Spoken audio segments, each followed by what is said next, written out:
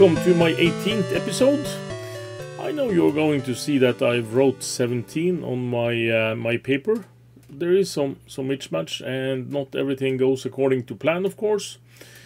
But today we are going to show some display theoretics. We are going to take a brief detour into Open Collector because that's a topic that has to be discussed, and as we are going to do some interfacing from TTL to the real life, we do have some explanation to do there. And for those of you who only watch this to make laugh of my mistakes on the breadboard, today is not going to be such an episode. I'm only going to mess up on paper this time. So here we go. Yes, and this is December episode 17. Oh, what a jerk. Even after all these episodes about counting, he still can't count right. This is, of course, episode 18. Last episode, I told you that we are going to look into more decoders, and that's right. But there is one other thing we have to look at. So this episode, we will start to look into two things. And that's displays, and it's the concept of Open Collector. I've discussed this with Open Collector in some of my previous videos, so you might have a better explanation in those than what I'm going to give now. It's only going to be the absolute basics today, and maybe we take some more tomorrow because this goes into interfacing with TTL. And displays, especially we are going to look into what's called 7-segment display, and that is based on some rather basic concept for displays, and it's those, and you also have the decimal, so you have 8 things that you can show here, and these are normally named, sometimes small letters, sometimes big. I will use the big letters here just because they are more easy to understand when I write them. They are normally named like so. And this one is normally named display point. And this is, in the old days, this was the first and most common one. And you can, because everything here is within 8 bits, you can with 1 byte represent a good letter in this with 8-bit logic, very easy. But you also have a variant of this. I will try to draw it. It's this one, abbreviation here, and this has these additional segments, and the G segment is split, and this is called F14 segment, and it also another variant of this, where also these segments are broken into 2s, but the rest is about the same. And there might be other variants that I'm not aware of, but this was the most used back in the day. And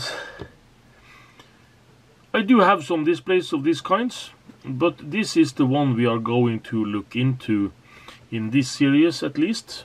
And of course you can make your own or build on this if you like. And you can display almost anything on this with a bit of fantasy, but it's namely used for numbers and number operators and stuff, and it's not very good for alphanumeric.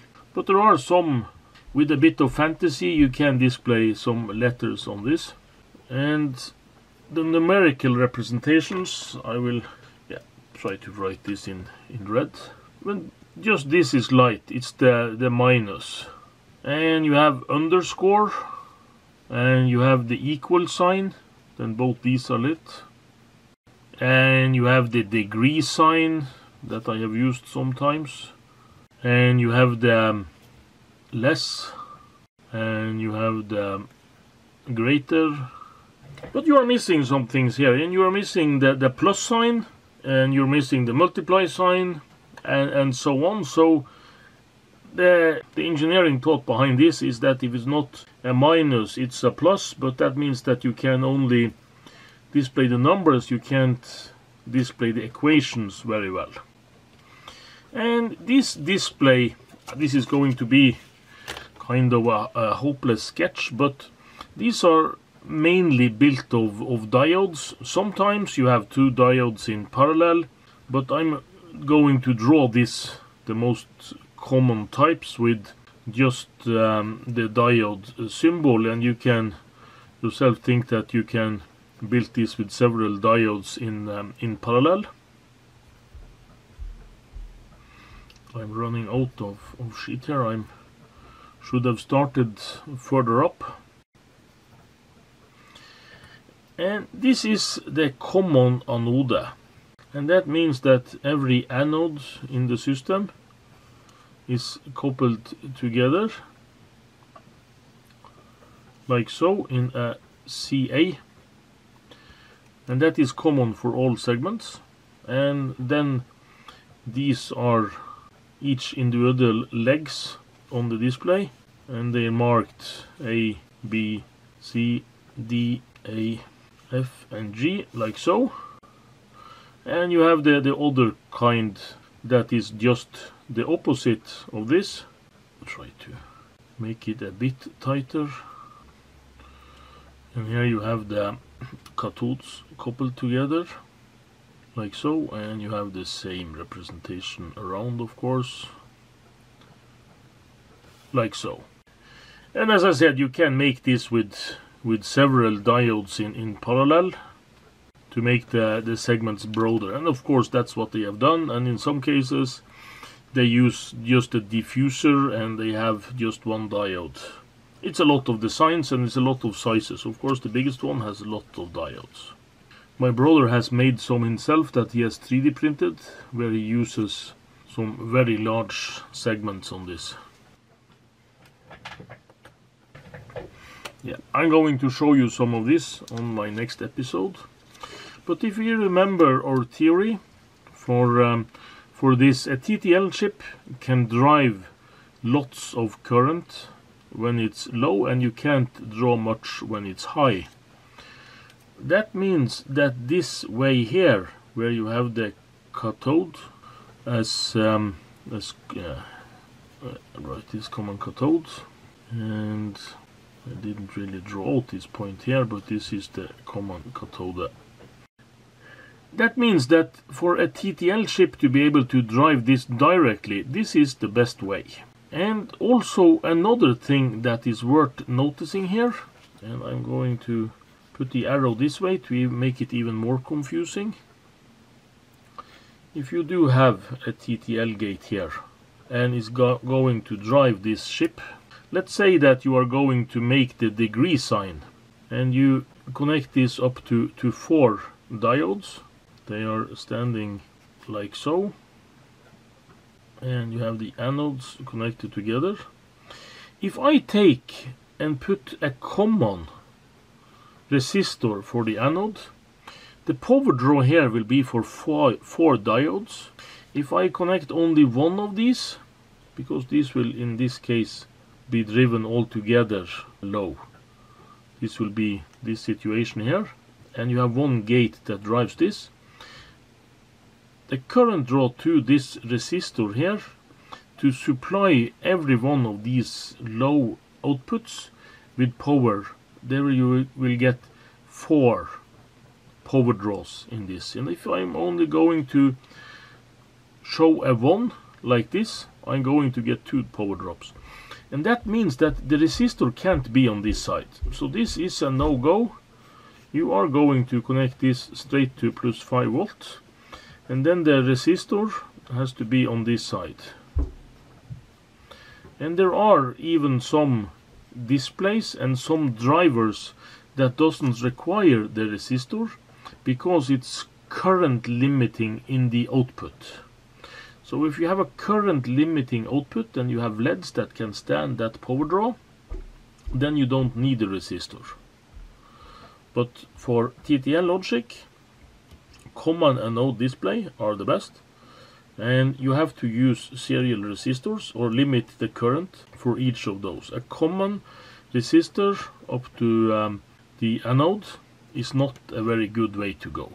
Yeah, that was about the displays, and then I'm going to just briefly go into this with open collector. This is briefly and very, very simplified. This is the normal totem pole output simplified on an inverter gate. And this is also the reason why you can't draw much current, because if you draw much current here, you are going to get a voltage drop over this resistor that will be directly in series with the 5 volt. But if you drive this transistor very hard, this point will be drawn to earth here, and it can take lots and lots of current until you get the same drop over the resistor, but of course it will be warm here. But this is the most common way of doing this. And then you have the open collector. And in its most simplified form, this is the open collector. This is still connected to earth. And you just take out the signal here. This is open collector.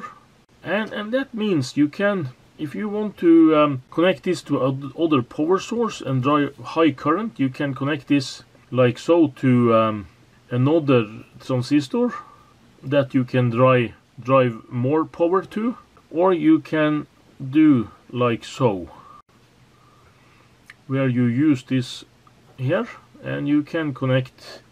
Let's say that you are going to drive a lot of diodes.